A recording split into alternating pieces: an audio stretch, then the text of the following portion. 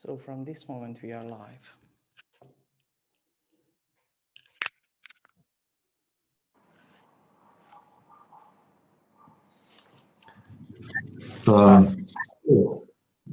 Good afternoon, ladies and gentlemen. Szép jó napot kívánok mindenkinek.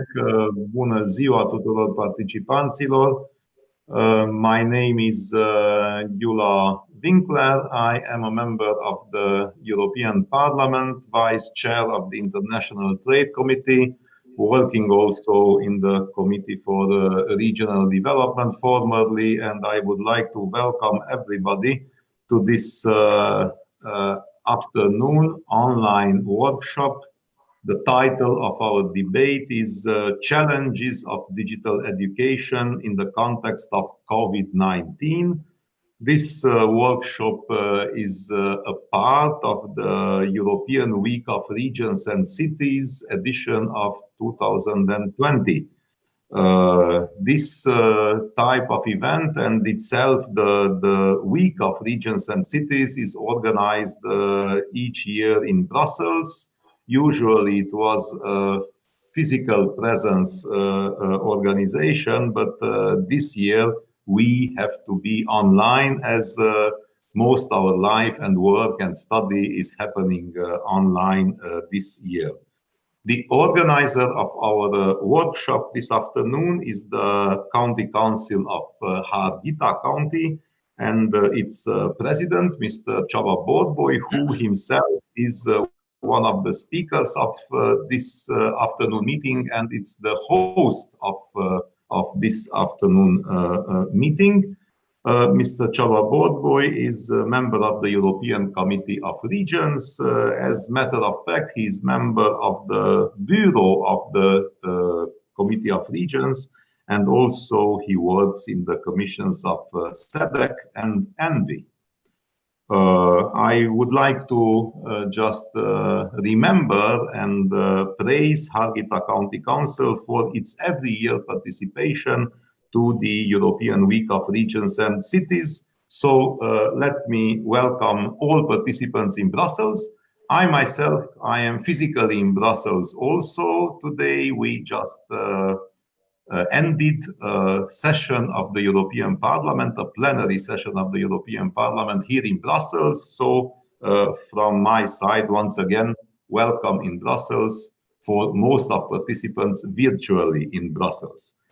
I would like to begin with some technical details for all the participants, also in the Zoom virtual meeting room, but also on the internet.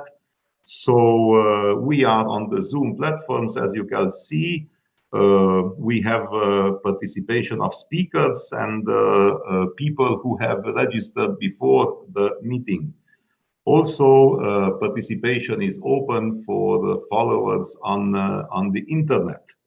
The main language of our meeting is English, but we have also translation in Hungarian and Romanian.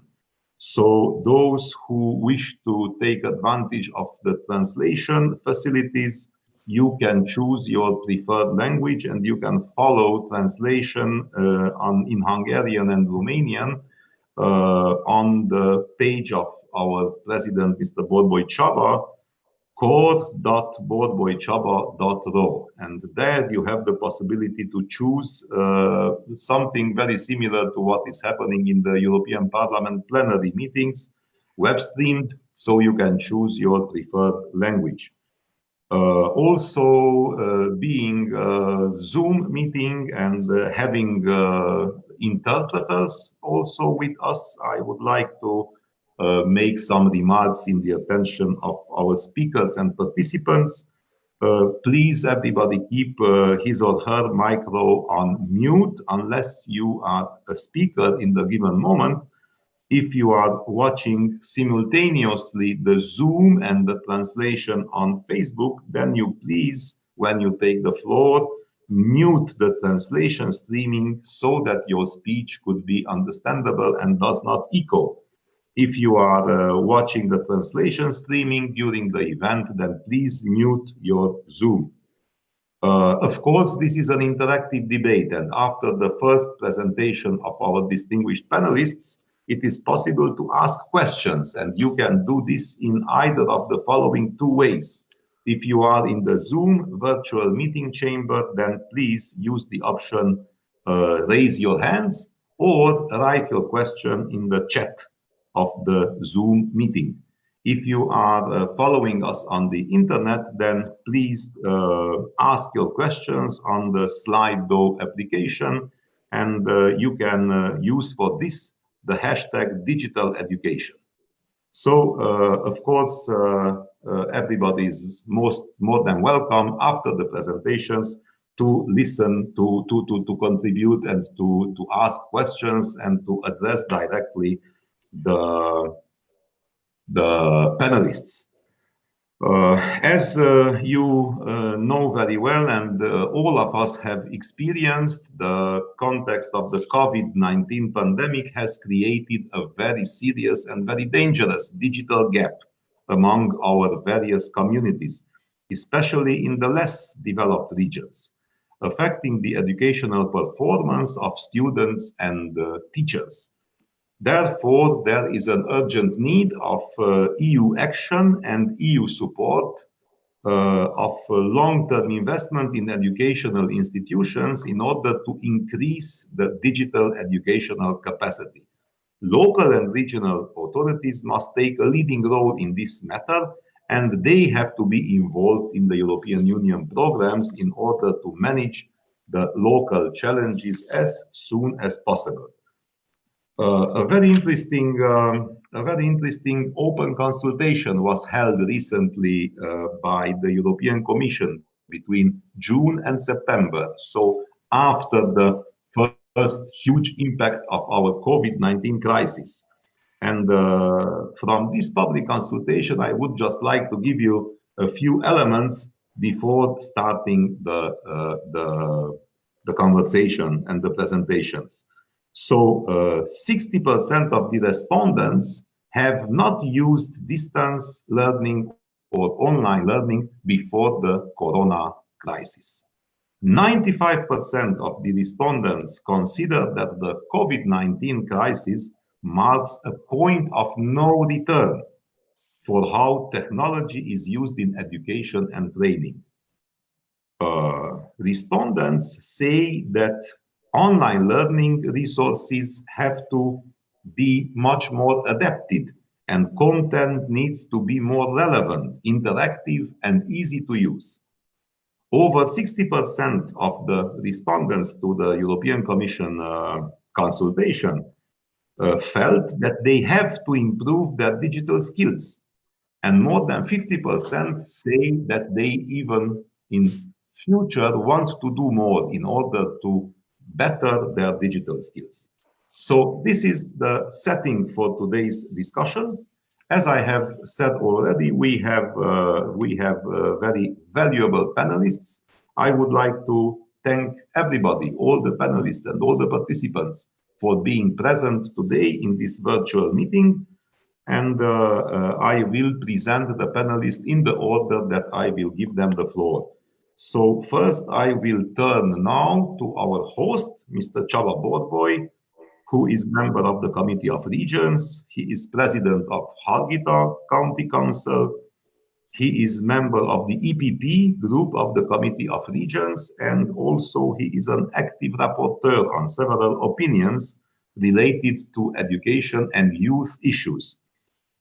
Just to give a few examples, European higher education in the world, modernizing school and higher education, strengthening education in the European Union. Currently, he is working to elaborate a Committee of Regions opinion on European skills agenda for sustainable competitiveness, social fairness, and resilience. So I would like now to pass the floor to our host, Mr. President Csaba Borboly. The floor is yours. Thank you. Jó napot kívánok, bună ziua. Dear ladies and gentlemen, dear colleagues, dear speakers, welcome to our online workshop of the European Week of the Regions and Cities on the subject of challenges of education, digital education in the context of COVID-19. I heartily welcome all invited guests who join us today, as well as those who follow online or our debate. As member of the Select Commission of the Committee of the Regions, I have been dealing with several subjects related to education, support of youth and skills development. The main reason for our event is to speak about the roles of the local and regional authorities in the efficient implementation of the new digital education plan. The subject of digital education development was already a current subject before the COVID-19 pandemic. But this is the period speeded up the necessity in the all EU member states and regions. In 2020, the pandemic has created a major problem for traditional education system, especially in those regions where the digital gap is significantly higher. There are several states that already have successful defined strategies and projects in the support of schools and students in their transition toward digital education, being able to use possibility of the digital age. But in many regions, especially in less developed regions, these possibilities currently represent a challenge. Therefore, it affects the education performance of students in a negative way, influencing their chance in the future in examination, higher education, and future workforce integration also. To address the problem, a coordinated approach at all levels and fronts is crucial. Access to open educational resources and new technologies should be available to all learners, regardless of the level of education, of their socio-economic background, or of their geographical location. To achieve this access to broadband in all regions is of key importance, especially in the following years, due to the rapid need of transition toward digitalization. Regions should find the most fitting solution in line with their needs and develop their own governance and planning structures together with channels for cooperation. The target group should be all ages, and digital education and access to infrastructure should be available under equal conditions, regardless of where they live. Education development, digital education training policies should be aligned with the regional and local realities and development strategies, and to develop the partnership between education, business, and research.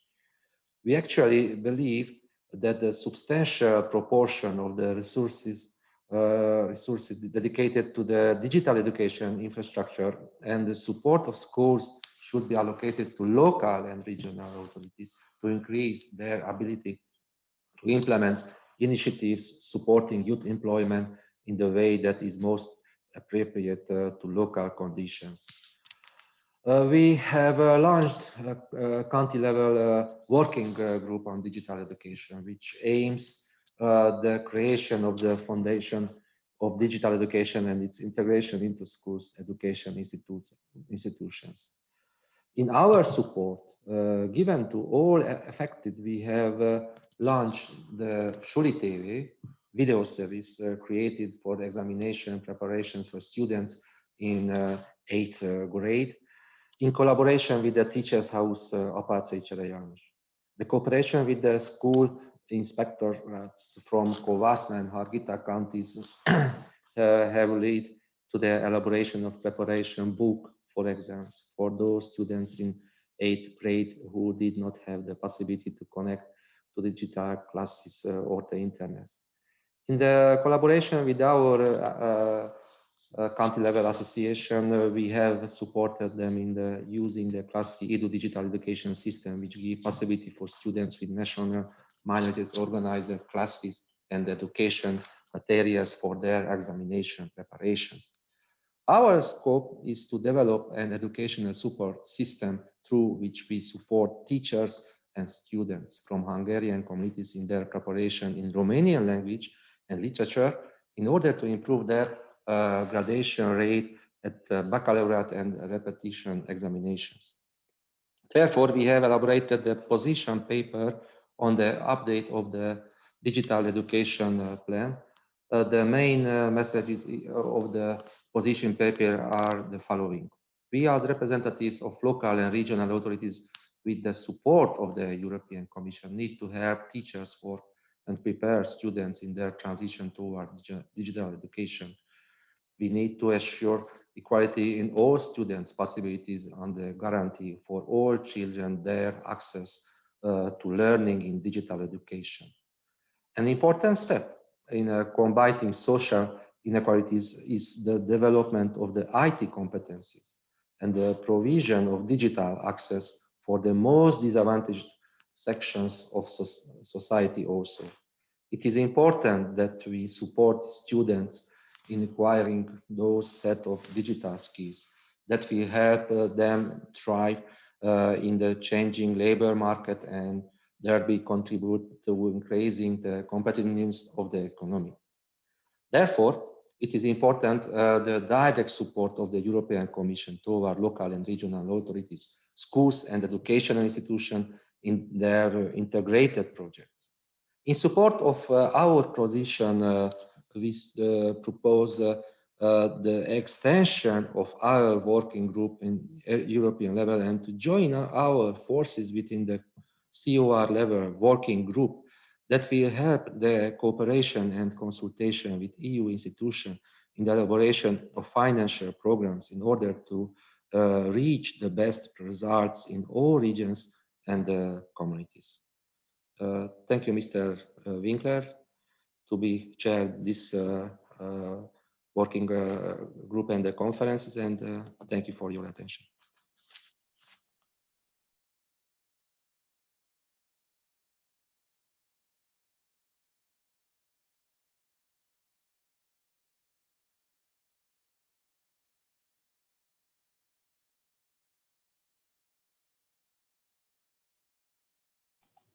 Oh, I'm sorry. Now you can hear me? Okay, thank you. So I just said, without having my microphone on, that thank you for your participation.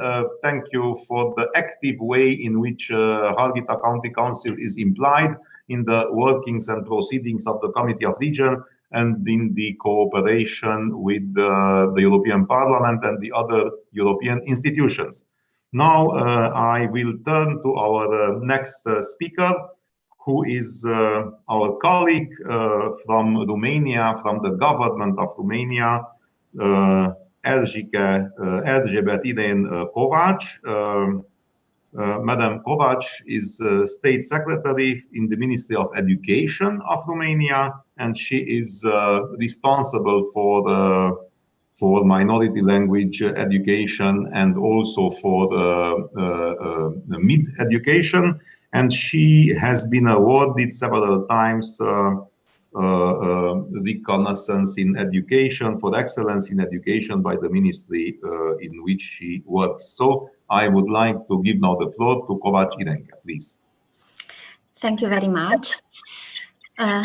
Dear members of the European Parliament, members of the Committee of Regions, representatives of the European Commission, dear Mr. President, dear participants, I would like to thank Harghita County Council and President Borboly Csaba for organizing the debate on challenges of digital education, or hosting the debate on challenges of digital education in the context of COVID-19 within the European Week of Regions and Cities.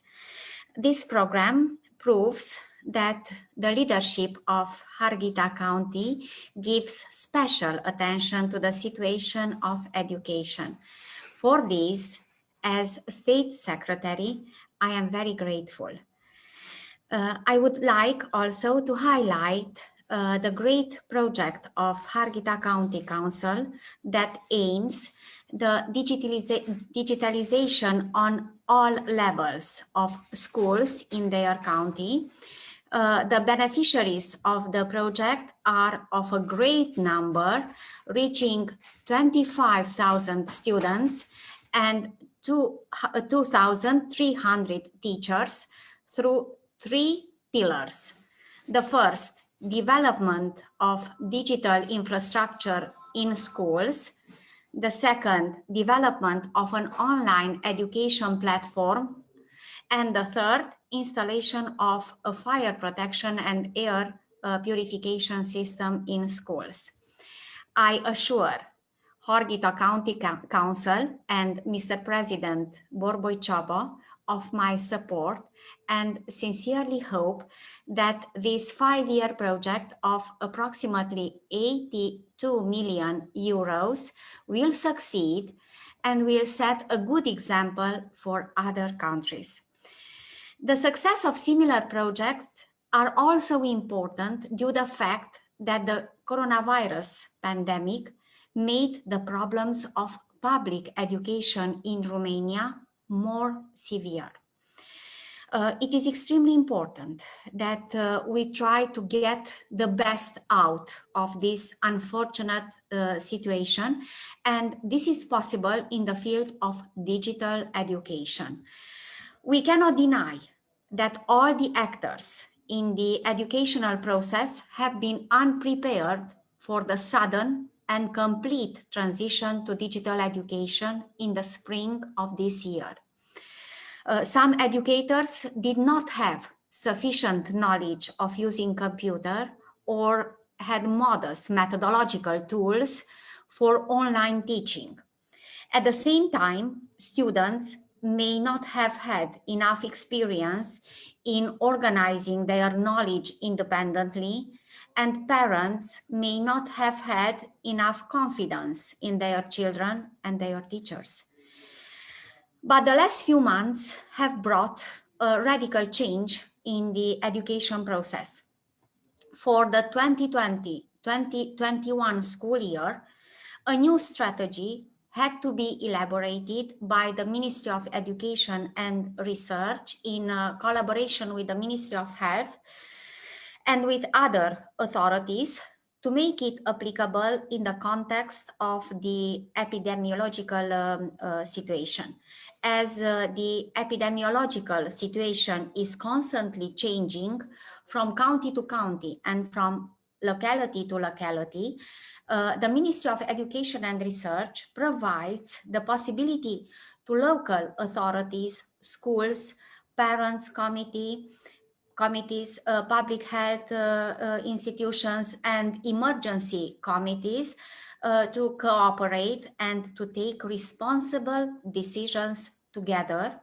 Of course, taking account the local epidemiological situation and the specificities of schools in order to allow students and educators to learn and teach as optimally as possible under the circumstances. The Romanian authorities have developed 3 scenarios for opening educational institutions based on the total number of coronavirus infections diagnosed per 1,000 inhabitants per locality in the last 2 weeks. If a student from a class is diagnosed with coronavirus, all members of the class are sent home for isolation for 14 days, and they will continue their study online. If students from 3 different classes in the same institution are infected with coronavirus, the entire school will close and education will continue online for 14 days. Depending on the evolution of the coronavirus epidemic, online education and assessment may again be necessary. So it is essential to have an adequate infrastructure, digital infrastructure, of course, in the Romanian schools. the Ministry of Education conducted a situation analysis in the public schools, as a result of which it launched a support program to embrace schools that not have an online didactic platform, with the aim of making online teaching and learning possible and optimal in these institutions. I'll give you a few examples. In August, G Suite and Office 365 online education systems were installed for free in 226 schools across the country. In addition, the ministry provides internet access in 2,800 schools for free, and it continues this process. Furthermore, 150 million lei will be spent to buy electronic devices. According to the surveys we made, 250,000 tablets would be needed. This can be obtained from several sources.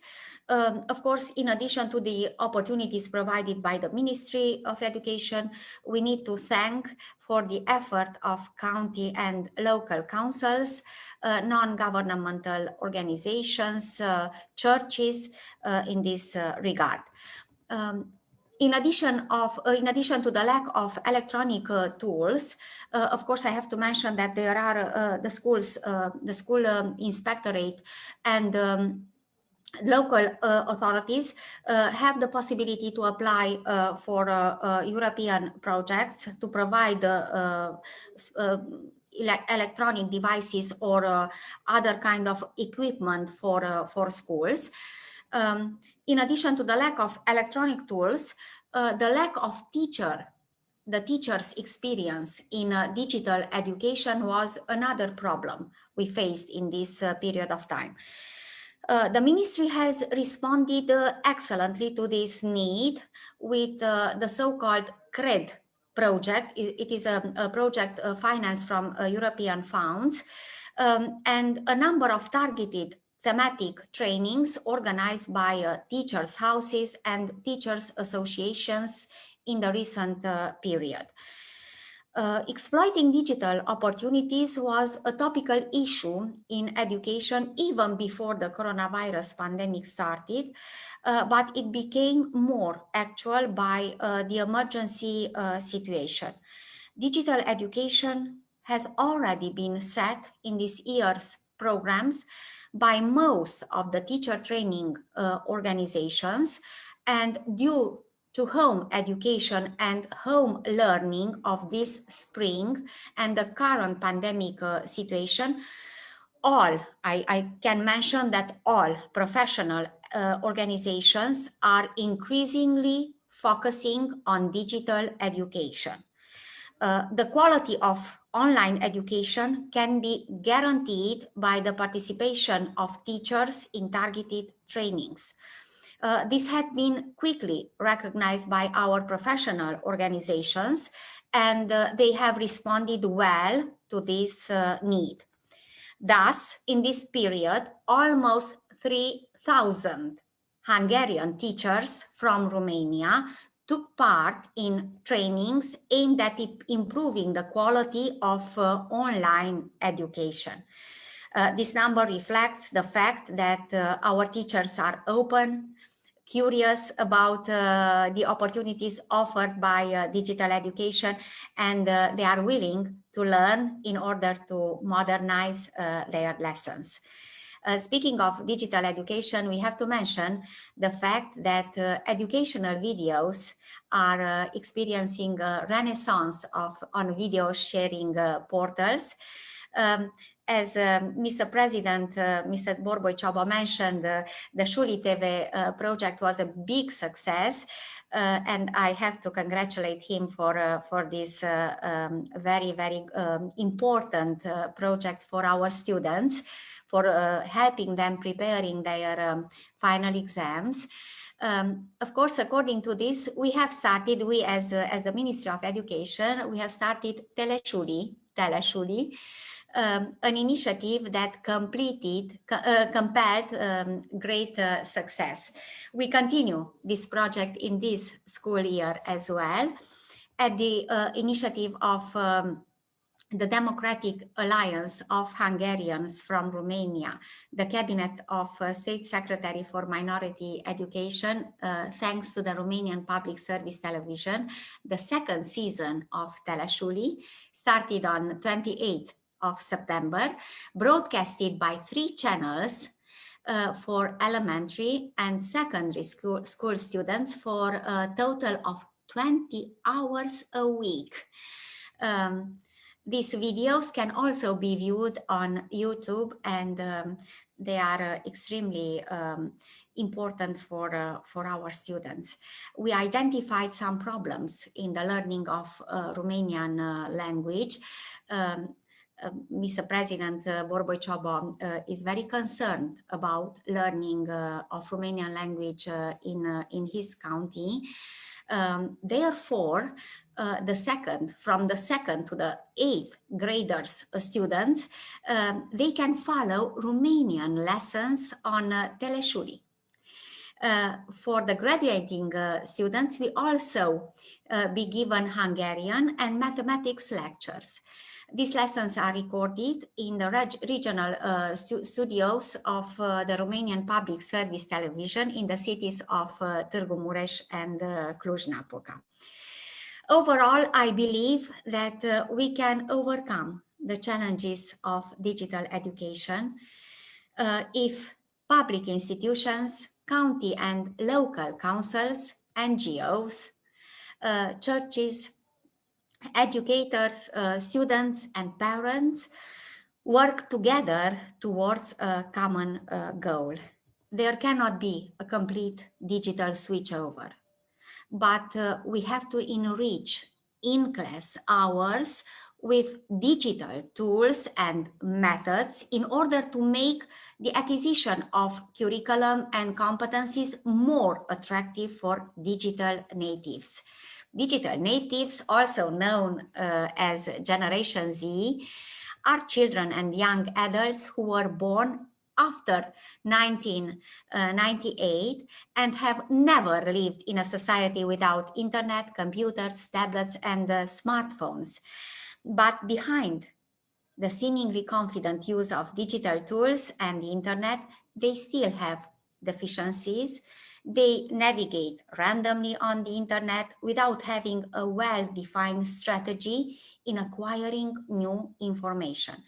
So there is a lot to do in this area for digital natives in order to have sufficient information literacy, to be able to properly assess when, what, and how much information do they need, to know how to learn, to be aware of how information is organized, how to track information, and how to use it for learning purposes. Thus, digital competence is not only the ability to use digital tools. Experience has shown that young people in Romania and the students of Romania are not at all disadvantaged in this aspect. Digital natives use smart devices, so the focus should not be on using these, but on how to use this, how to develop different aspects of digital intelligence in order to become active members of the 21st century society. With proper care and cooperation, I believe that we can acquire this challenge. Thank you very much for your attention. I wish you a successful and fruitful workshop, and I wish you all the best in your work. Thank you very much. Madam State Secretary, thank you very much for your remarks. It was our colleague from Bucharest, I suppose. I don't know where you have been located physically, but yes, Bucharest, capital of Romania, from member State Secretary from the government of Romania, speaking about the national level measures in fighting coronavirus and our challenges about digital education. And now, after Harghita County, the regional level, after Bucharest, the national level, we are coming back to Brussels, to the European Parliament, and it is really an honor for me to give the floor to the next speaker, my colleague, member of the European Parliament from the Fidesz party, Andrea Bocskor. Andrea is a member of the Cult Committee, also vice chair of this committee for culture education, which deals also with issues of youth and sports. Andrea will speak her and our native language. Andrea will speak in Hungarian. So once again, I remind you that on internet, on core.borbolychaba.ro, you can switch your language in which you are listening this presentation. So now I give the floor to member of European Parliament, Vice Chair of the Cult Committee, Andrea Bocskor. Please, the floor is yours. Köszönöm szépen a szót, és köszönöm szépen a felkérést és a lehetőséget, hogy részt vehetek ezen a mai online konferencián. És én is azzal kezdeném, hogy gratulálok Borboly Csabának és Harghita megyének, hogy már több éve sikeresen részt vesznek a Régiók és Városok Európai Hetén programsorozatban, ami nagyon fontos megjelenési lehetőség, és ebben ezt maximálisan kihasználják.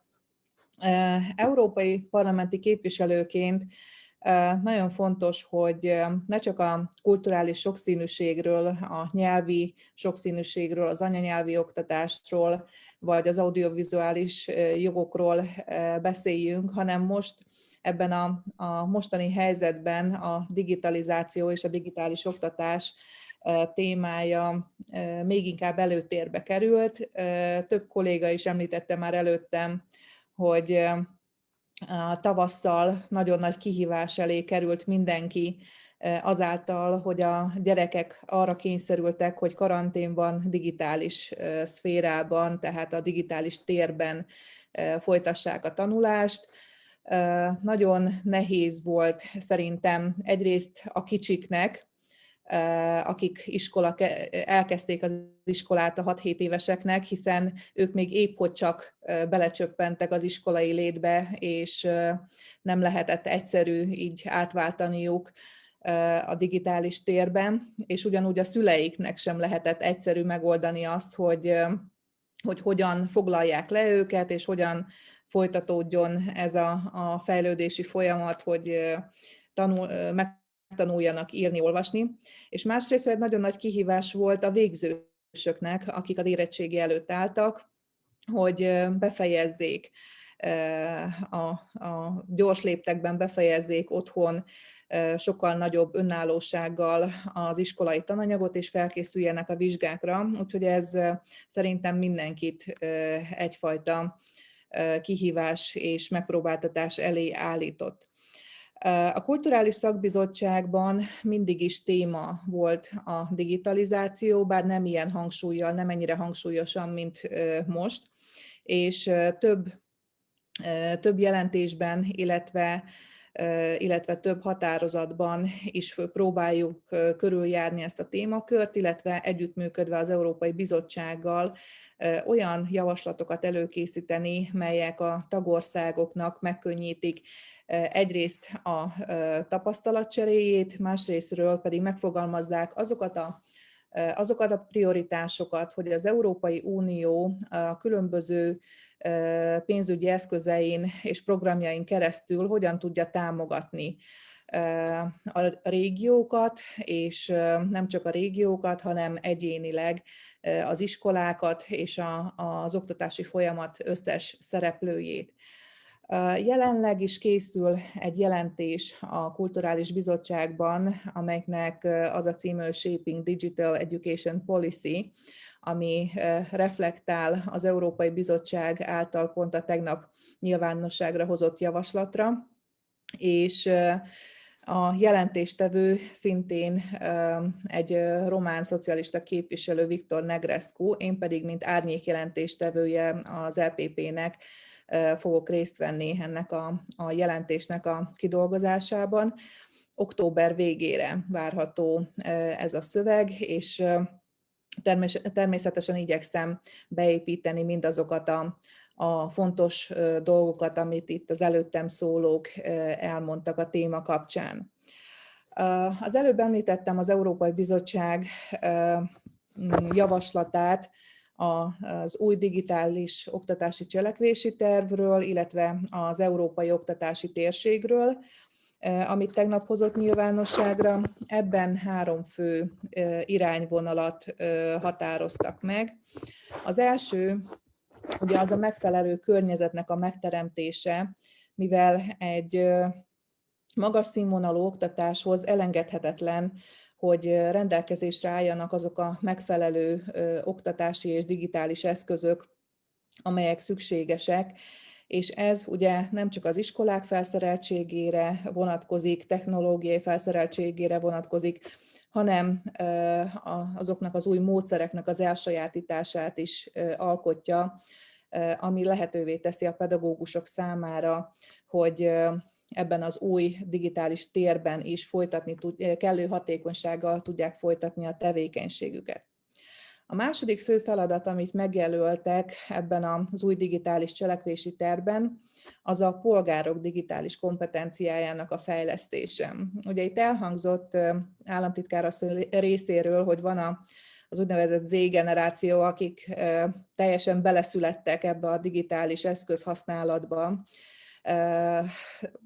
Szerintem nekik is okozott azért némi nehézséget, hogy az online oktatásba becsatlakozzanak, már csak ha kiindulok személyes tapasztalatból, akkor ezt láttam, hogy még ezeknek a fiataloknak sem volt teljesen egyszerű ez az átállás, de ott van az a korosztály, akik nem tablettel és telefonnal a kezükbe születtek, akiknek felnőtt fejjel kellett megtanulniuk ezeknek az eszközöknek a használatát, és erre vonatkozóan is vannak kutatások, hogy például az Eurostat 2019-ben mutatta ki az Európai Unió 27 tagországában, hogy mindösszesen 56%-a a lakosságnak rendelkezett valamilyen szintű digitális tudással, ismerettel, és nagyon sokan azt mondták, hogy most ez a kényszer átállás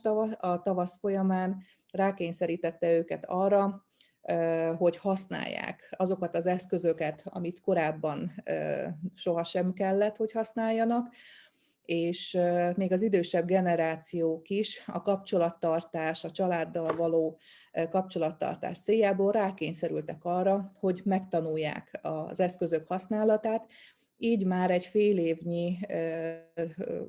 év elteltével később is azt mondható, hogy sokkal többen rendelkeznek digitális készségekkel, képességekkel, mint tavasz elején.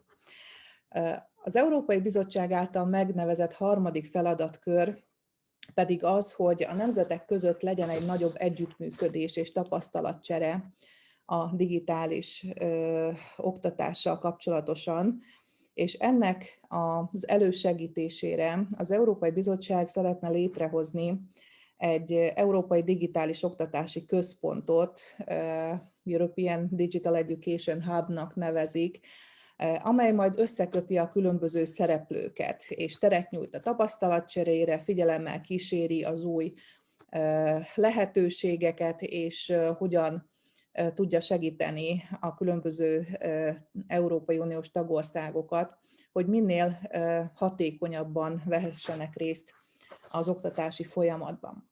A másik közleménye az Európai Bizottságnak szintén ebbe a témába nagyon fontos szerepet játszik, mégpedig az európai oktatási térség kialakításáról szóló közlemény, ami azt irányozza előre, hogy 2025-ig jó lenne létrehozni ezt az egységes oktatási térséget, európai oktatási térséget. Ezt a célkitűzést még az előző bizottság fogalmazta meg, és kezdte el kidolgozni, lerakni az alapjait, és most pedig ismételten a mostani bizottság tovább viszi ezt a kezdeményezést azáltal, hogy újabb dimenziókkal bővíti a megvalósulást, és ennek a megvalósításnak fontos része a digitális átalakulás, a digitális oktatás, a zöld átalakítás, és ezáltal is közelebb kerülhetünk ahhoz, hogy a tapasztalatcsere révén létrejövő egységes európai oktatási térségben mindenki egyenlő esélyekkel induljon. Nagyon fontos hozzátenni, hogy a minőségi oktatáshoz a tagországoknak befektetéseket, beruházásokat kell tenniük, támogatniuk kell az oktatási szférát, de ehhez az Európai Unió különböző eszközei is lehetőséget biztosítanak és rendelkezésre állnak. Itt csak gyorsan felsorolnék egy néhány programot. Az Erasmus Plus program az elsődleges, amit kiemelnék. Ugye ez a legfőbb Európai Uniós mobilitási és oktatási támogatási eszköz, amely nagyon fontos szerepet vállal abban, hogy az egységes oktatási térség létrejöhessen, hogy a diákok minél szélesebb körben részt vehessenek egy nemzetközi oktatási tapasztalatban, és ezáltal ez egy nagyon jó lehetőség arra, hogy tehát a külföldi tapasztalatokat mindenki hazavive otthon is hasznosítsa. Egy másik fontos dolog, amit kiemelnék, hogy az Európai Bizottság fontosnak tartja azt a célkitűzést, hogy 2025 végéig a középiskolák befejezéséig mindenki legalább 2 idegen nyelvet sajátítson el, ami megint csak nagyon fontos abban, hogy az Erasmus Plus programban, vagy bármilyen más mobilitási programban sikeresen részt vehessenek a fiatalok, és ez hál' Istennek az online térben is nagyon jól kivitelezhető, a nyelvtanulásra, az oktatási, tehát a digitális tér az egy nagyon megfelelő eszköz. Aztán azt mondtam, hogy még finanszírozási programokat fogok sorolni. A Kreatív Európa lehetőségeket ad a médiaműveltség fejlesztésére, a Horizont Európa nagyon jó lehetőségeket kínál az egyetemek kutatási kapacitásainak bővítésére, tehát ezáltal a magasfokú felsőoktatás fejlesztésére. Az Európai Hálózatfinanszírozási Eszköz lehetőséget nyújt digitális eszközök vásárlására az iskolák számára, illetve internet hozzáférés kiépítésére, és hasonlóképpen az online könyvtárak fejlesztésére is lehetőséget nyújt, úgyhogy mindenképpen fontos lenne kiaknázni ezeket a programokat. Ezen kívül az Európai Strukturális és Befektetési Alap is forrásokat biztosíthat az oktatási infrastruktúrák fejlesztéséhez, mégpedig hozzájárulhatnak az átképzésekhez, továbbképzésekhez, illetve nagyon fontos hozzátenni, hogy a tagállamoknak is prioritásként kell kezelni a digitalizációt, és elsősorban ugye a leszakadó, elmaradottabb régiók internet hozzáférését, vagy internet lefedettségét, ha biztosítják, akkor ez egy nagyon fontos előrelépés lenne abban, hogy senki se maradjon le, senki se maradjon ki a digitális oktatásból. Egy mondatot összefoglalásképpen, nem tudom, hogy mennyire jól gazdálkodtam az időmmel, vagy nem. Mindenképpen azt szeretném elmondani, hogy a pedagógus képzés, a diákok képzése és a szülők felkészítése, mindezeknek egyfajta szinergiában kellene működnie, hiszen az oktatási folyamatnak ezek mindhárman szereplői, és egyik szereplő sem tud boldogulni a másik nélkül, és a sikeres oktatáshoz mindenképpen ennek a három elemnek a digitális készségeinek a fejlesztése és fejlődése jelenti a zálogát annak, hogy a jövőbeni generáció, vagy hát mondhatjuk a mostani generáció sikeres legyen a jövőben is. Köszönöm szépen! Köszönjük szépen, Andrea. Thank you very much, Andrea Bocskor. She is the vice chair of the Cult Committee in the European Parliament and has shared mainly the position of the Cult Committee and also the position of the European Parliament and the priorities that we give to digital education. And now from the European Parliament, let's move to the European Commission. We have our following distinguished speaker, Mr. Georgi Dimitrov. He is Deputy Head of Unit in Innovation and EIT in DG Education and Culture of the European Commission. He will present us the new Digital Education Action Plan of the European Commission, and as far as I know, he will have also PowerPoint presentation. So, Mr. Georgi Dimitrov, the floor is yours. Thank you very much, Mr. Winkler. Thank you to the President, Mr. Borboly, MEP Bocskor, State Secretary Kovac. Thank you for the invitation to be part of this event. I am now going to share a few slides with you so that I can visually explain to you the new Digital Education Action Plan. I think that the previous speakers have made an excellent foundation and already explained many of the very important challenges. So I will try to also speed a little bit up in the interest of time, because in fact, you all have helped me quite a lot with identifying some of the key problems. But of course, we have to start with the fact that with COVID-19, we have probably seen the greatest challenge for education and training systems across Europe in the last decades. And what is also true is that this pandemic has led to an unprecedented leap to digital education.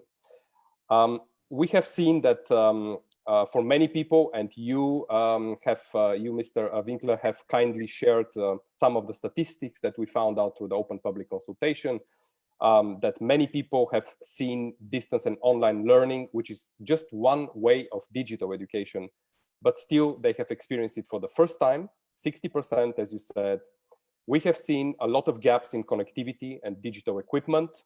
As you have said, this also is very different from region to region. What is true is that we have experienced many teachers, by far not all, but many teachers who have been under immense pressure to cope with this digital education environment. And of course, we have seen many young people who felt out of guidance, isolated, with no specific guidance on how to continue. Of course, this deepens existing socioeconomic inequalities and creates new divides that we have to together tackle. What is true is that also the crisis is, as any crisis, an opportunity to reset education and training for the digital age. This is why we have put our subtitle as Resetting Education and Training, because investments in digital tools in education have been taking place for a number of years, and I would even say decades. But what we now need to is to share even better the experience that we have made, and also to tackle many of these problems together, because they tend to be very horizontal. And even though the Commission has very limited competence, as you all know, in the field of education, which is primarily a member states issue, and even in the regions, the Commission is seeing a lot of challenges which are shared across the board.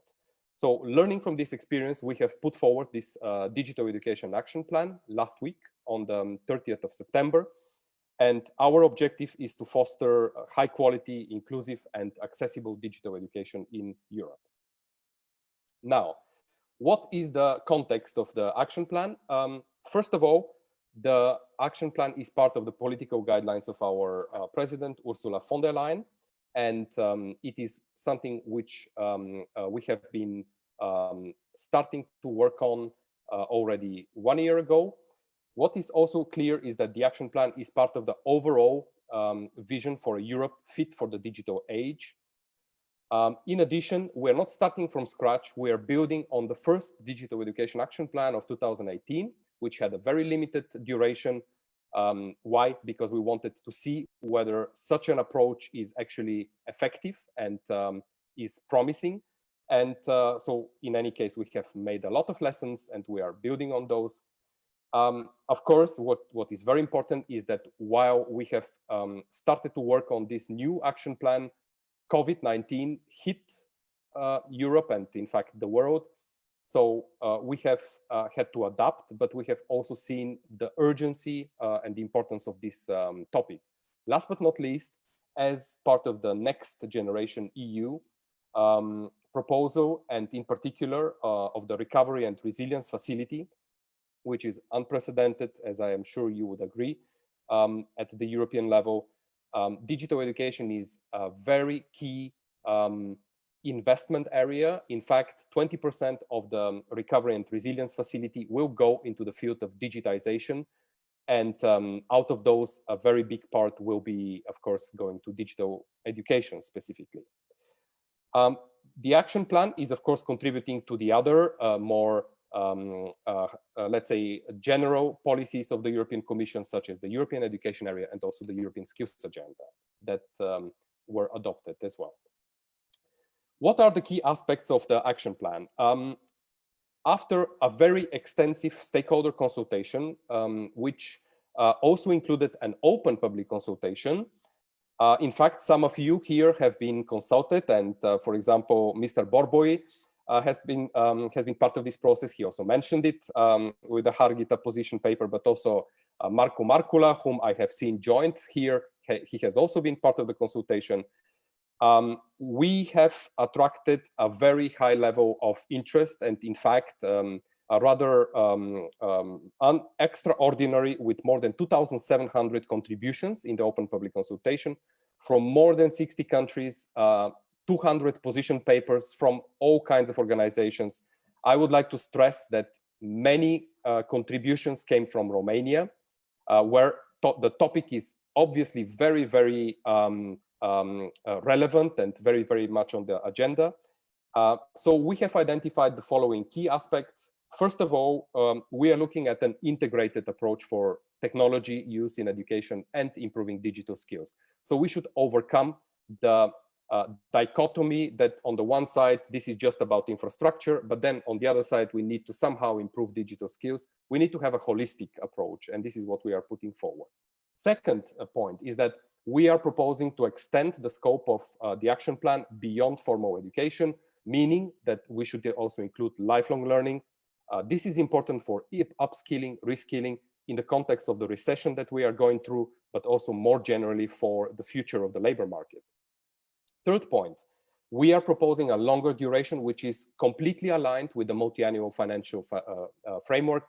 Why? Because next point, we would like to make much better synergies between the funding instruments, of which there are several, notably Erasmus, Horizon Europe, of course, the Digital Europe program, but very importantly, the ESF and ERDF, and this is for you, I think, in particularly a very, very important source.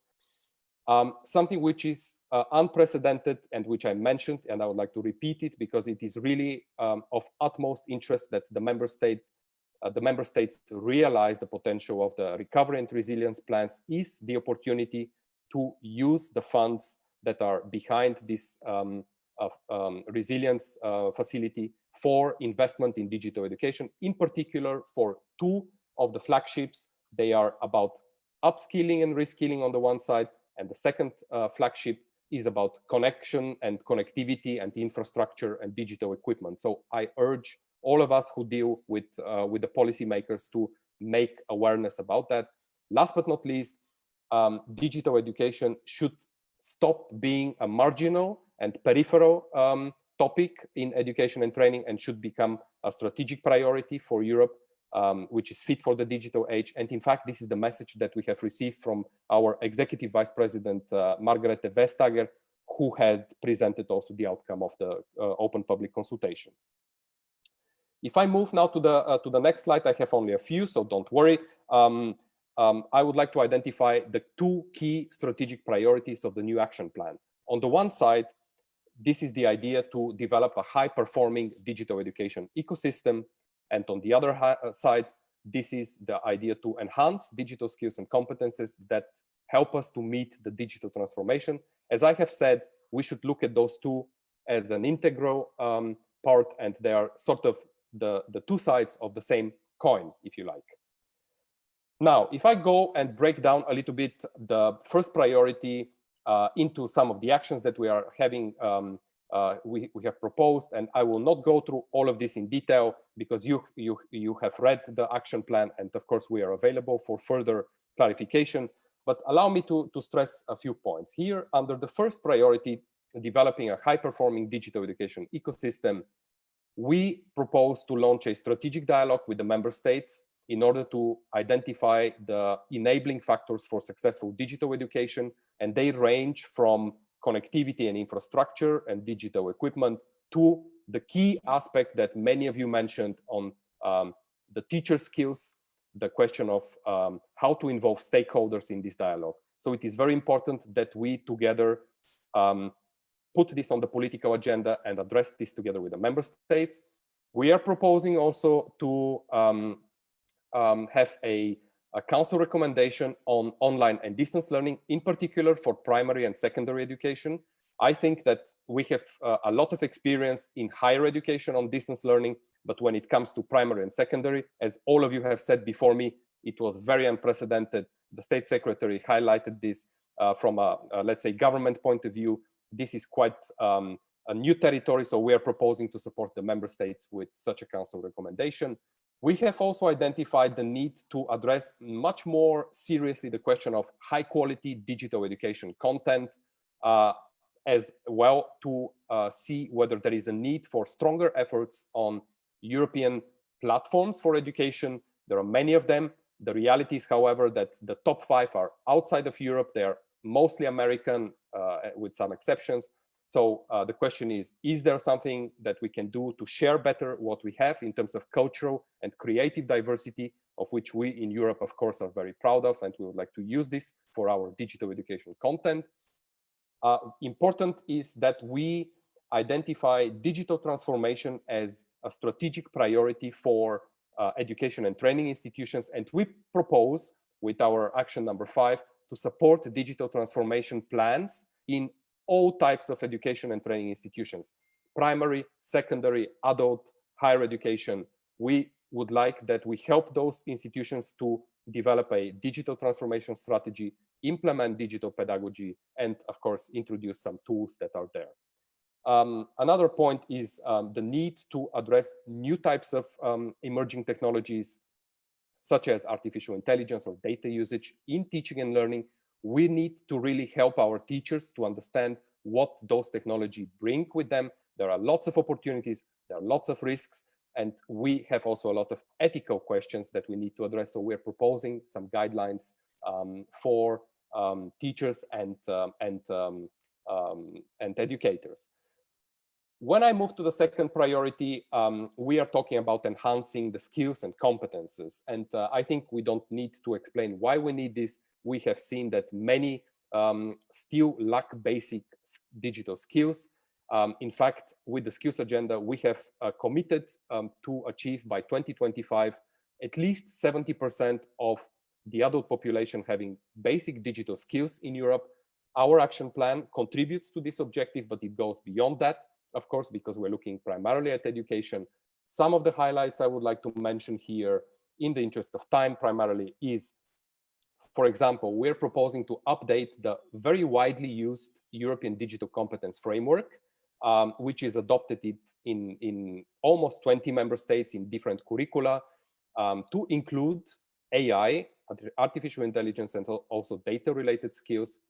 We are proposing to develop a European Digital Skills Certificate, which perhaps could be a way to one day be able to explain what level of digital skills we have, similarly to how we today explain how we have language proficiency. And we think that this is something that could be perhaps replicated for digital skills. Another example is we propose to incentivize and support advanced digital skills development through targeted measures, including the very successful digital opportunity traineeships, which so far has been targeted only to higher education, and we now propose to expand it to vocational education and training, but also to educators and teachers, because we really need to empower teachers, we really need to help teachers to develop these digital competences that they need. And perhaps something which is very dear to my heart, to the heart of, excuse me, also to my heart, but also of my commissioner, Maria Gabriel, is the role of women's participation in STEM, in science, technology, engineering, and mathematics. We would like to further continue to close the gender gap, which is one of the things that we are still continuing to see. Last slide is the European Digital Education Hub, which was already mentioned. What we are proposing there is, in fact, the need for reinforced cooperation and coordination at the European level.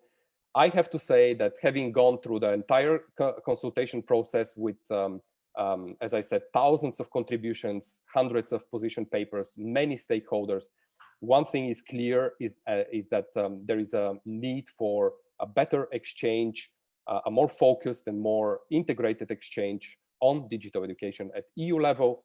Therefore, we have proposed the setup of this Digital Education Hub, in particular to support a network of national advisory services to exchange experiences and good practice, and to link existing digital education strategies. There is a great deal that we can learn from each other. Secondly, we would like to monitor the implementation of the action plan and to share much better good practices with the member states, with the regions. We would like to also contribute to research experimentation. Third point is that we really need to involve more stakeholders in this consultation, in this process. We cannot outsource digital education to education authorities. With all my respect for the great work that they do, we need the private sector there, we need the NGOs, the civil society. We have to make sure that this is part of the general societal challenge that we are solving, namely the one of the digital transformation. And last point, we would like to contribute with this European Digital Education Hub to a more agile development of policy and practice by being what we call a think and do tank, and engaging stakeholders in user-driven innovation, for example, through the Digital Education Hackathon. Allow me to say one final word on the Digital Education Hackathon, which we piloted last year and will be taking place again in November, Europe-wide on 12th and the 13th of November in multiple places, so far more than 40 across Europe, where we are going to showcase how students, teachers, practitioners develop innovation solutions for education with digital technologies. I would like to close by thanking you very much for your attention, for giving us the opportunity to present to you this action plan. And of course, I am available for any questions that you might have. Thank you very much. So, Mr. Dimitrov, thank you very much for your intervention and your explanations. Very important information that you give us. Thank you very much for this, and also thank you for helping me as a moderator, because really I'm not a very successful moderator since we are very much out of our time. But I think this is also one of the backdrops of the Zoom seminars and not being physically in the same room together. So now I come to our next speaker, to our next panelist, Mr. László Csák. He is an expert, EU policy expert, and he is working in support of Mr. Borboly Csaba as president of the Harghita County Council, but also in the support of the European projects that Harghita County Council is elaborating. And I have to ask Mr. László Csák to remember that all speakers had 10 minutes for their speeches. So, Mr. Csák, the floor is yours. Thank you, Mr. Chair. I'm going to be as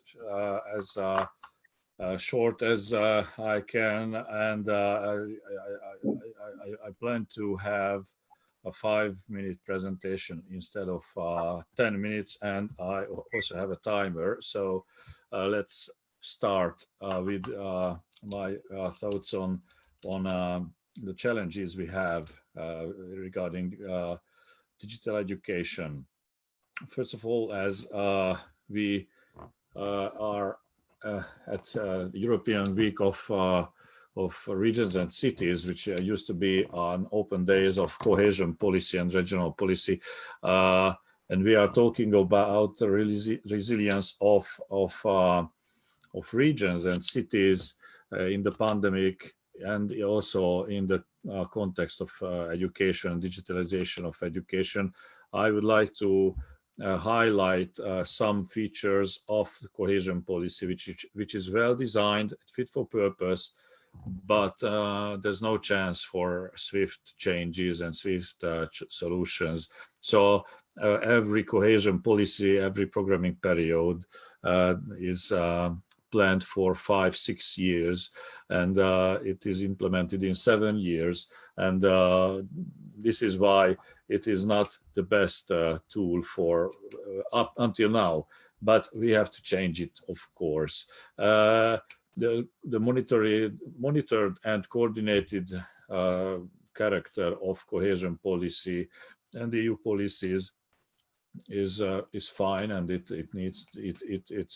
a must. It must be so, but it also means that the cohesion policy is split into pieces. There's the Regional Development Fund for small-scale infrastructures. There's the European Social Fund for other issues, soft investments. There's the new GTF, the Just Transition Fund, and there is Renew Europe and Erasmus. These are very difficult to couple all these funds. So there's a lack of holistic approach. Even as Mr. Dimitrov told us about the solutions proposed by the current Commission, European Commission, and the DGs. The framework is quite rigid and split, and even the Commission did not make efforts until now to suggest for member states applying the multi-fund approach. So this is something, a characteristic feature of cohesion policy until now, and it needs to be changed. And one more thing, that when the COVID situation, this pandemic came through, we were a couple of months after the planned deal on the next financial framework, and most of the member states already had their operational programs and priorities drafted for the next programming period, and these structures are not really fit for swift changes also. But we also made a project or made a concept with the County Council of Harghita, led by Mr. President Borboly. And together with institutions, we checked the system if it's flexible enough to prove the capability for resilience. And we designed a regional, holistic, integrated program, which might include or might involve several types of funding. This is the project which was already mentioned by Kovács Irinke, the State Secretary from the Ministry of Education. So I skipped this part because she already told us details about it. And we checked if it can be put in the context of the next programming period in Romania, and the managing authority for cohesion policy was not really in favor. The Ministry of Education was in favor, and Kovács Irinka participated also in that discussion, and they really wanted to support this issue and all these things we had in mind, but they are not managing authorities or intermediate bodies. So the money, the budget is not in the Ministry of Education for these things. And we checked also with the managing authorities who is going to have the money, with the Ministry of European Affairs, and they are not in favor to change the already set framework of operational programs. So we checked the systems already, and the system failed until now.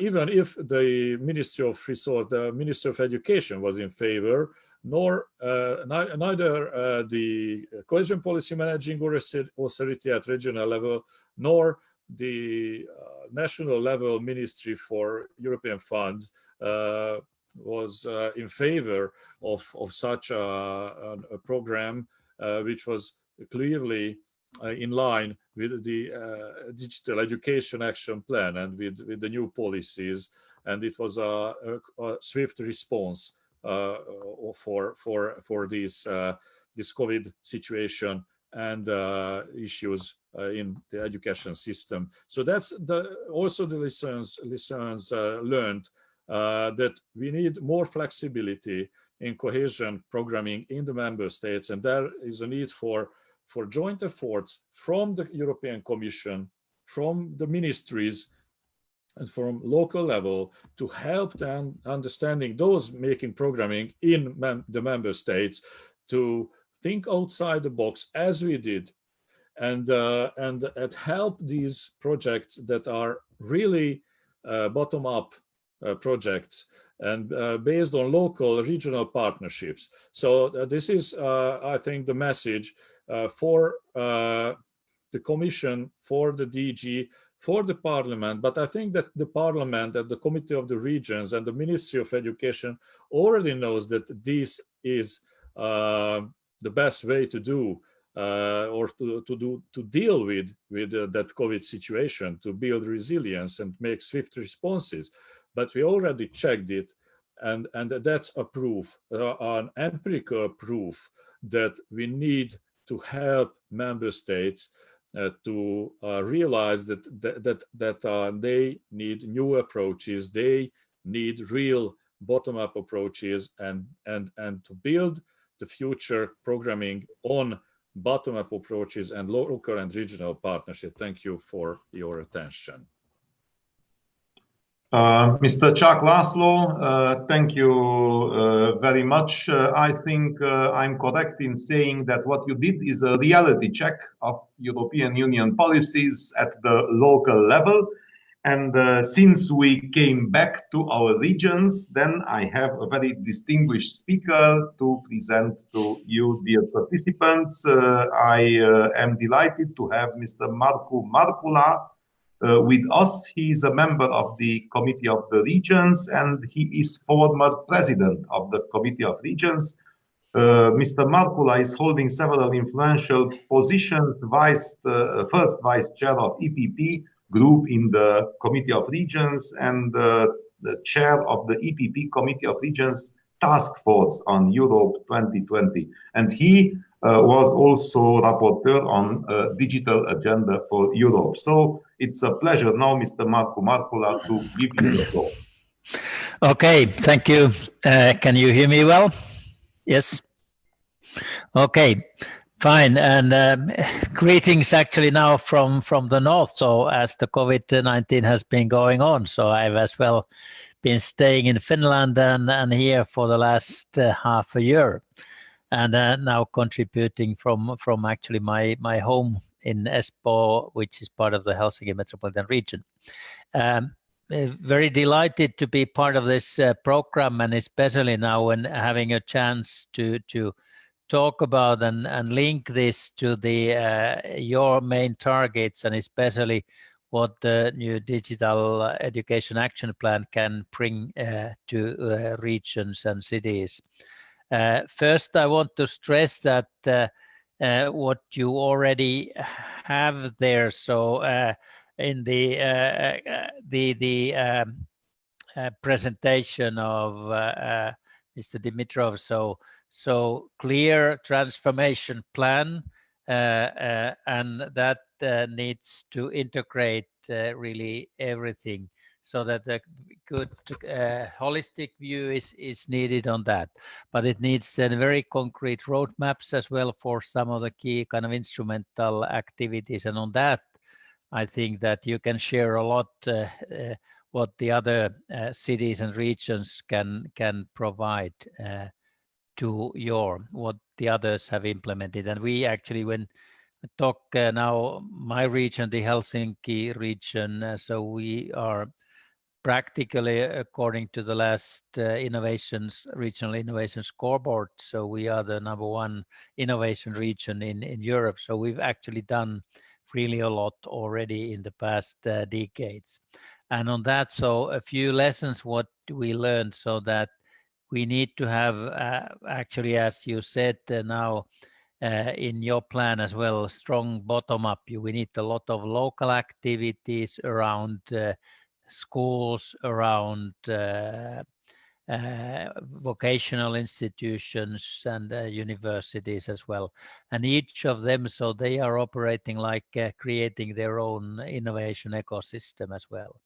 And important is so that it has clear links to the societal change. And we even call that we need innovations, but not whatever innovations. The core is the societal innovation. So even if needed by the regional council or regional city board, so we need to be ready to make kind of new laws, new decisions, how we support this bottom-up activity from the, let's say, the reality. So linked to the, and on that, a lot of our good experience has been the link with the European network of living labs. And now what is coming, this new digital innovation hub. So I think that as we have defined and challenged the Commission to do that, they form a strong European network. So they need to be European level, but bring the knowledge and experiences to the local needs, kind of tailoring to the local needs. And I think this is important in leading the change. And this leading the change, that's especially the role for the policymakers. So Csaba, Borboly, and your teams, you need to be very targeted on these roadmaps for your own activities. And then when we link that to the what is happening now after the COVID-19, so in a way we can say that there is now very clearly this digital gap, but on the other hand, so it has already helped people all around to operate through virtual reality. So using these instruments, and we have learned a lot. So here we have already from last spring, we have had all our city council meetings, board meetings, subcommittee meetings on the net. And it seems that it has been a huge effort for cultural aspects, especially how we operate through the virtuality, but we have as well learned a lot. So I am very convinced that at least we will not return back to the normal, but we will create a new normal. And that is where we are using this kind of opportunities, what you are actually having at the moment. So bringing people from different parts of the world, having specific targeted workshops, small workshops, larger workshops, and then integrating that to the to the, let's say, the traditional face-to-face decision making.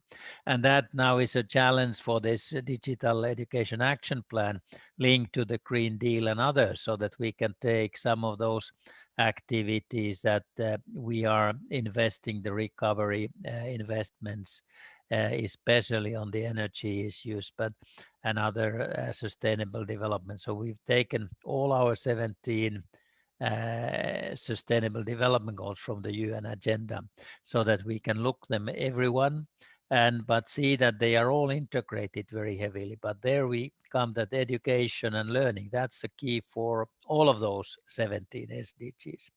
And we need to take this very seriously. And on that, so EU and especially the Committee of the Regions, we can create our own kind of partnerships, practical partnerships, both inside the region, inside the country, but as well between different parts of Europe. And on that, so definitely a Commission and a Committee of the Region can do a lot. So it's more turning the European Union development as well bottom up, so that the practices what we do locally that have an impact. And there I listed a few of the key points for that, so that we need to, each of us, we need to define a few of our strategic challenges, not to have all at the same time, but maybe as I take a few of those SDGs, or take a few of the other big problems that we are facing. And then we need to think that together we can form a strong critical mass of knowledge. We can take the global resources, knowledge resources are in everyone's use. Global resources are in all our use, but we need to tailor them to locally, so that we get a strong motivation and a commitment to action. So it means as well, so when we accelerate the learning perspective, so we need kind of do the prototyping, each of the schools or education vocational institutions, so they can do something very concrete in their own situation, tailoring that they're sharing within the region and sharing then with the other parts of of Europe. And there again, at least in our case, we are very much using smart specialization strategies with the spearheads there, so that we can find the right kind of partners from around Europe. We need to definitely think this transformation through the systems thinking, so seeing the concrete big holistic view, but as well integrating the different key elements on that. And what we definitely need to do always is increase the mentality for working together. Locally, culture, it's a culture of cooperation, and that's the key when we talk about the ecosystem, so that all of those actors and actor groups, people with different roles and responsibilities, they influence each other, and someone there at the, let's say, the regional level needs to keep up the kind of this system picture. What are the big elements, how they are influencing each other, and what with your activity as well, what you can do to help each of the small activity groups. So it's like having the many communities of practice, smaller communities of practice, and then they collaborate and share. And they build then, or you assist at the regional level, you assist in building the bridges. And that's why I think the EU is so crucial, so that we can collaborate. We need to have a creative mindset. We need to have the creative instruments. And as we have done already with the Committee of the Region and EU Joint Research Center, we have organized in very many parts of EU, Europe, we have organized innovation camps, or we have organized different science meet regions events, so that we have the knowledge tailored to that city or that village or region. So that is as well crucial.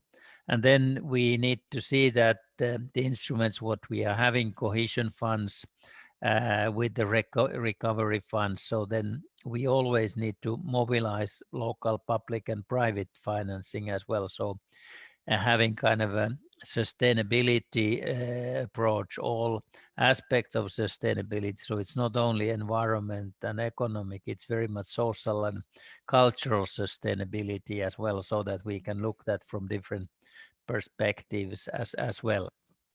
And let me now conclude, but that stressing that now this actually COVID-19, it's opened an enormous opportunity for this digitalizing, and because in the digitalizing, the technology is not the problem. There is the technology, of course, it needs investments, but we need to learn ourselves to operate through distance and let's say fill our daily schedules in a bit different way. And part of that is really operating through networking, European-wide.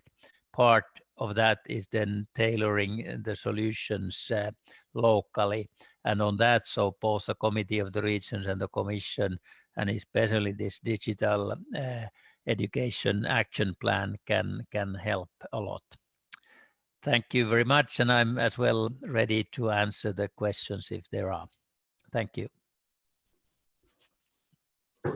Well, thank you very much, Mr. Markula. A very important intervention, and I took away already your very brief sentence about EU is crucial for cooperation. And yes, I agree totally.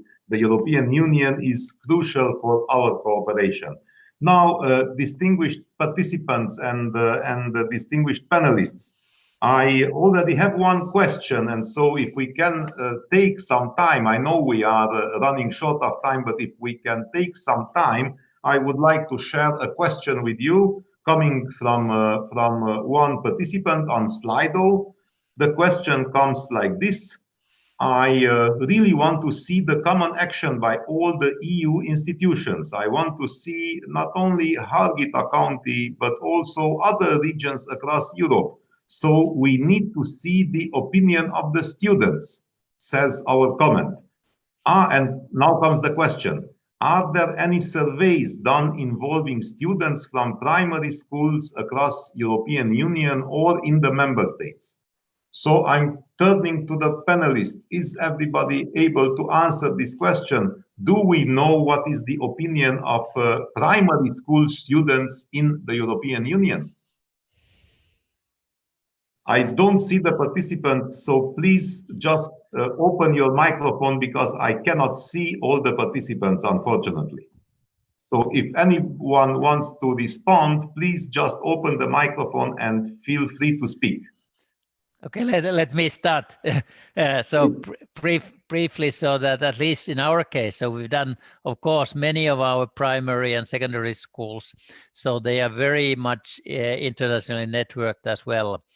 I know, of course, my own city, Espoo, we are the second largest city in Finland, just next to Helsinki, here locally. But we are much both using Erasmus as an exchange program, but then there are certain collaboration that we started.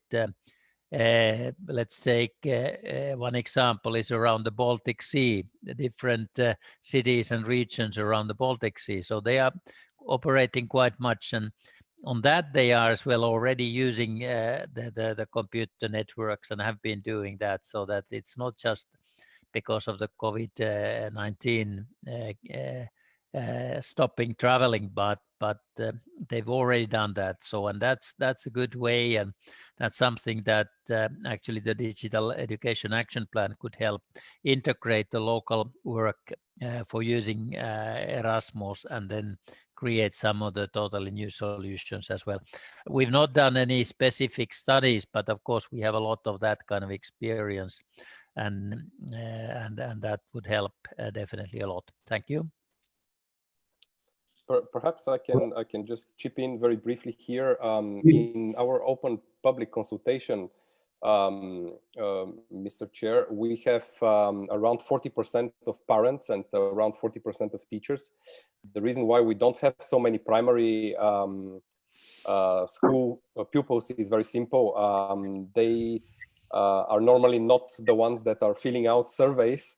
They are normally between 6 and 10 years old, so there are a variety of reasons why we would not want them to spend too much time also in front of screens. But so we have though very clear signals from parents whom we trust to be those that see their kids as well as the teachers. And I think that in our staff working document, which accompanies the Digital Education Action Plan, we have some interesting insights. For example, we know that primary schools pupils have a lot more and a lot different needs than those that are in upper secondary, say 15, 16-year-olds. We have seen even 15, 16-year-olds that say that the mode of digital education is not only, let's say, limited, but it could be quite beneficial because sometimes it can help in a complex social situation, for example, bullying and things like this. People say this allows me to concentrate better sometimes. So I think it's a very complex picture there. But as I said, we have some interesting data in our staff working document, which we have put forward together with the action plan. So perhaps there, the participant who asked the question could find some more information. Thank you. Okay, thank you very much, Mr. Dimitrov. I'm expecting the panelists eventually. Any other remarks? If you allow me, Mr. Winkler, I would like to add something about this topic. Here in Romania, we don't have specific surveys about primary school students, but we have a very active National Council of Students who made a lot of surveys, especially concerning providing digital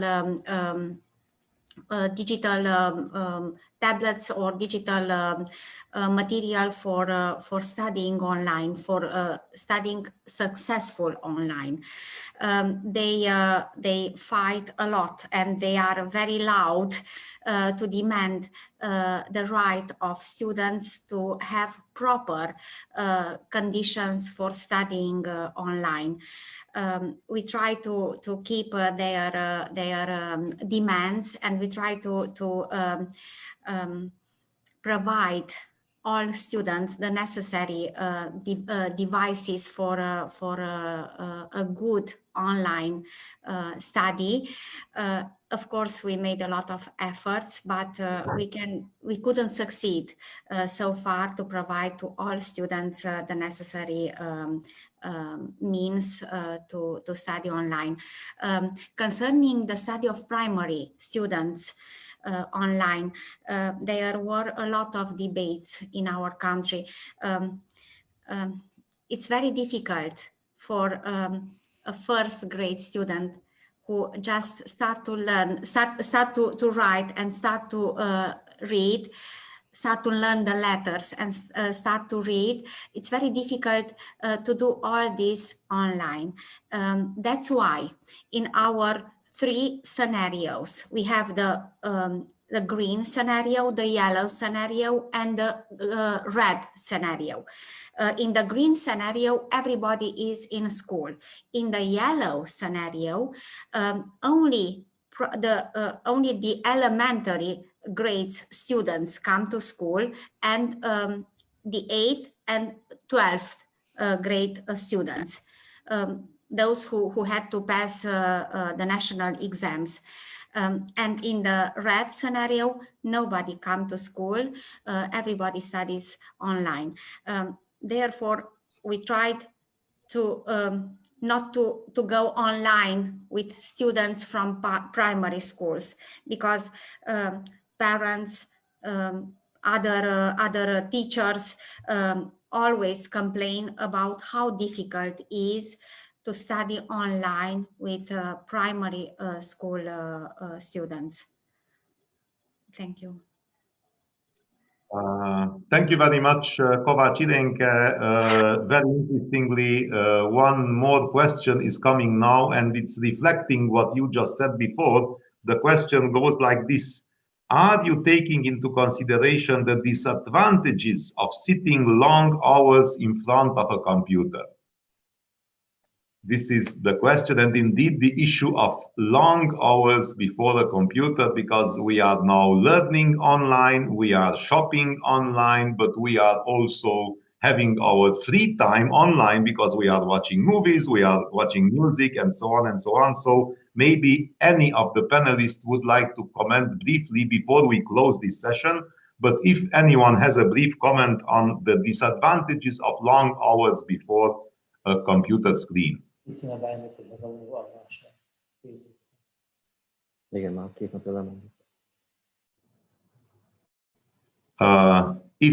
If this is not the case, then I would like to turn back to our host, Mr. Borboly Csaba, the president of the County Council of Harghita, is the host of today's meeting. So before concluding, Mr. President, the floor is yours. Thank you. Thank you for all speakers. For the State Secretary Kovács Irink, I would like to say thank you for your support our digital education program. For the European Parliament member Bocskor Andrei, I am totally agree with you. We shall focus on these issues because we cannot afford to let these children be into lost generation. I'm also happy to learn that you are going to be the shadow reporter on the EP opinion on digital education. As the COR reporter on the new skills agenda, I would like to cooperate with you and ask for a discussion opportunity with you and perhaps also with the EP reporter on your commission. It's also important that the EP, the COR and local and regional authorities join focus to make the digital education action plan true. To the Mr. Dimitrov, I am agree with you. The EU has a few possibilities, but some of the few are measured ones: guidance, programming, and the funds. As a reporter at the COR, I assure you that I support your activity related to digital education.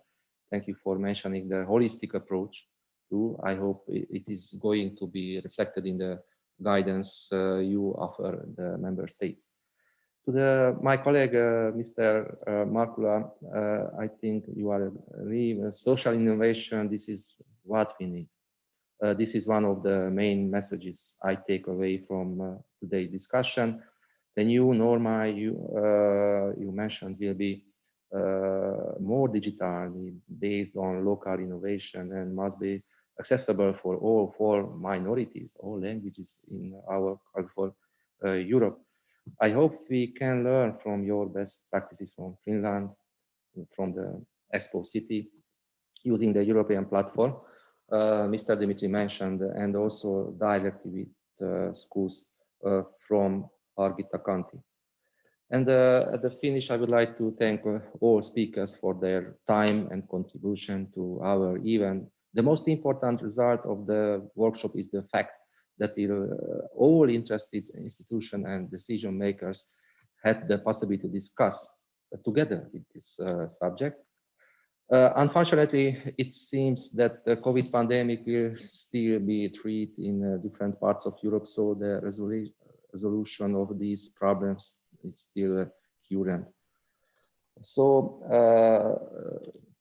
I would like to thank to the Mr. Winkler-Dura, who is helped us and was the chair at this discussion. So a good day for all, and I hope to have a new meeting, a new discussion in next month. Thank you for all.